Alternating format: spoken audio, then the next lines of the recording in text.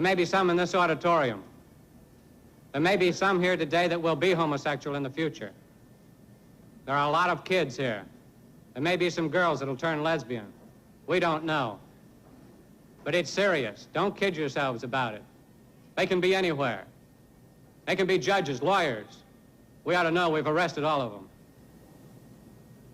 So if any one of you have let yourself become involved with an adult homosexual or with another boy, and you're doing this on a regular basis, you better stop quick. Because 1 out of 3 of you will turn queer. And if we catch you involved with a homosexual, your parents are going to know about it first. And you will be caught. Don't think you won't be caught. Because this is one thing you cannot get away with. This is one thing that if you don't get caught by us, you'll be caught by yourself.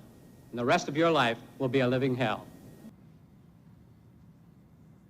At the peak, as many as 500 people per year were arrested for the crime against nature, and between 3,000 and 5,000 people per year arrested for various solicitation or loitering crimes.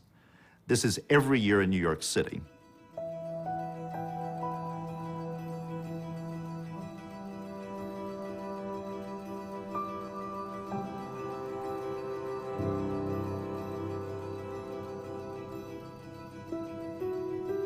Well, it was a nightmare for the lesbian or gay man who was arrested and caught up in this juggernaut. But it was also a nightmare for the lesbians and gay men who lived in the closet. This produced an enormous amount of anger within the lesbian and gay community in New York City and in other parts of America.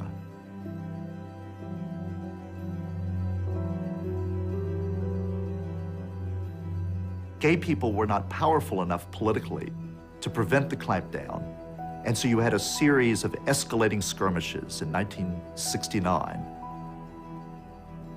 Eventually, something was bound to blow.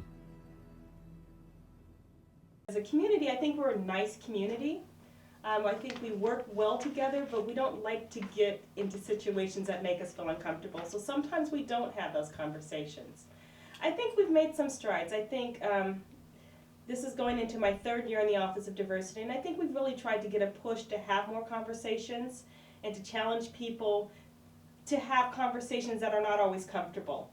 So I think in that way our bubbles are starting to, but we have a long ways to go still.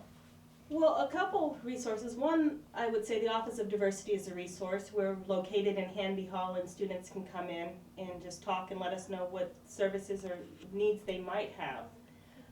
We have, in student affairs, we have our counseling services, so that we have counselors available on campus that all students have access to, all full-time students have access to. We also have a very active student organization. Free Zone has been active on campus for about 15 years.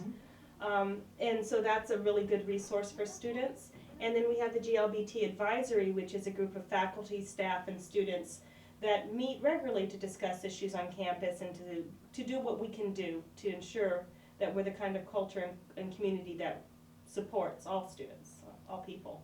The GLBTQ Resource House, so the theme house, which is affiliated with Free Zone, but it's also got its own identity, and that really is a safe space, and it's a space that students do take advantage of. So they have had students in trouble, come and stay.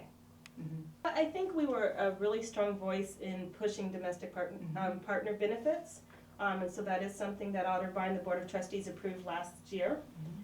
I think right now we are looking at gender identity as part of our statement on diversity at the institution.